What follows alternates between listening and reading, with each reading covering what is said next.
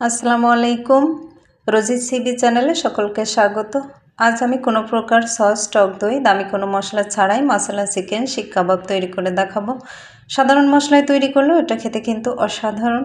আর এই কাবাবটি পোলাও, রুটি, পরোটা যে কোনো কিছুর সাথেই পরিবেশন উপযোগী। একটি লাইক দিয়ে সম্পূর্ণ ভিডিওটি দেখবেন আশা করছি। তো চলুন তৈরির প্রসেসটা দেখে নেওয়া যাক। কাবাবটি তৈরির জন্য আমি এখানে হাড় ছাড়া মুরগির মাংস নিয়েছি 800 গ্রাম। এই মাংসগুলোকে আমি লম্বা লম্বা পাতলা স্লাইস করে কেটে নিয়েছি। আশা করি দেখে বুঝতে পারছেন আমি কিভাবে কেটে নিয়েছি। এবার এর মধ্যে দিয়ে দেব 1 চা চামচ জিরা বাটা, আদা রসুন বাটা 2 চা চামচ, শুকনো ঝালের গুঁড়া 1 চা চামচ, স্বাদমতো কিছুটা লবণ। লবণ দেওয়ার পর এবার চিকেনটাকে মশলার সাথে ভালোভাবে মিশিয়ে নেব। মিশিয়ে নিয়েছি। এখন এর মধ্যে দিয়ে দেব 1/2 চা চামচ গরম মশলার গুঁড়া। গরম মশলার গুঁড়াটাকেও আমি মাংসের সাথে ভালোভাবে মিশিয়ে নেব। মেশানো হয়ে গেলে ঢাকনা দিয়ে নর্মাল ফ্রিজে সারা রাতের জন্য রেখে দেব। হাতে সময় না থাকলে কমপক্ষে 1 ঘন্টা রেখে দিতে হবে। সকালবেলা আমি কাবাবটি তৈরি করব, এজন্য ফ্রিজ থেকে বের করে ঢাকনাটা তুলে নিয়েছি। আমি এখানে কয়েকটা ছাঁচলিক কাঠি পানিতে ভিজিয়ে ধুয়ে নিয়েছি। এই কাঠিতে আমি কাবাবগুলো গেঁথে নেব। আমি কাবাবের মাংসগুলো কিভাবে গেঁথে নিচ্ছি সেটা আপনারা দেখেই বুঝতে পারবেন। কোনো প্রকার সস, টক দই ছাড়াই এই শিক কাবাবটি এত টেস্টি হয় আর এত সুন্দরভাবে কুক হয়, তৈরি করে না দেখলে বুঝতেই পারবেন না। তবে এটা একটু বেশি সময় নিয়ে ম্যারিনেট করে রাখতে হবে।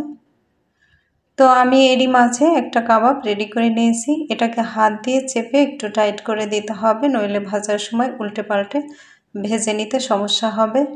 তো একইভাবে আমি আমার সবগুলো স্টিক গেঁথে নেব। সবগুলো গেঁথে নিয়েছি। এবার এগুলো ভেজে নেওয়ার পালা। ভাজার জন্য প্যানে পরিমাণ মতো তেল গরম করে এর মধ্যে কাবাবগুলো দিয়ে দেব। চুলার আঁচটা মিডিয়াম রেখে এগুলো ভেজে নেব। লো করে রাখা যাবে না, তাহলে মাংস থেকে পানি গলতে শুরু করবে। 4-5 মিনিট এক পিঠ ভেজে নেওয়ার পর উল্টে নিয়েছি। শীতের দিন তাই হাত দিয়ে উল্টে নেওয়া যাচ্ছে। উল্টে নেওয়ার পর অপর পিঠও 4-5 মিনিট ভেজে নেব। 4-5 মিনিট ভাজার পর আবারও আমি উল্টে দিয়েছি। একইভাবে আমি প্রয়োজন অনুযায়ী উল্টে পাল্টে কাবাবগুলো ভেজে নেব। কিছুক্ষণ পর আমার কাবাবগুলো ভাজা হয়ে গিয়েছে। এখন এগুলো তুলে নেব। একই তেলের মধ্যে আমি 1/2 কাপ পাপড়ি করা পেঁয়াজ দিয়ে 2 থেকে 3 বার নাড়াচাড়া করেই তুলে নেব। এটা ভেজে নেওয়ার দরকার নেই। এবার এই তেলের মধ্যে আমি দিয়ে দেব 2 টেবিল চামচ পেঁয়াজ বাটা, 2 টেবিল চামচ আদা রসুন বাটা, 1 চা চামচ জিরা বাটা। এগুলো একবার মিশিয়ে নেব।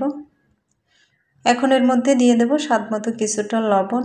মাংসে লবণ দেওয়া ছিল আর এতে ঝোল থাকবে না, সেটা বুঝে লবণটা দিতে হবে।